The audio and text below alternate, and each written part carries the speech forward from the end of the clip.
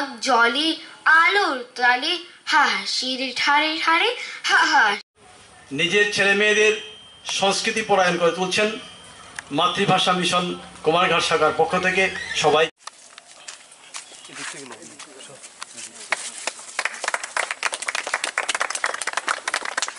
তাদের নামের ফলক সেখানে লাগানো হয়েছে।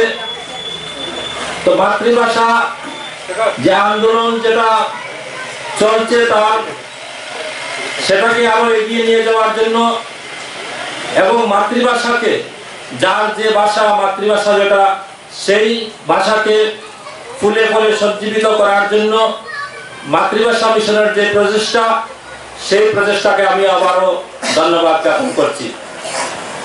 আমরা বিভিন্নভাবে পুস্তকের সাথে জড়িত থাকি, বিভিন্ন পুস্তক আমরা পড়ি। এখানে কুমারঘাট লাইব্রেরি আছে।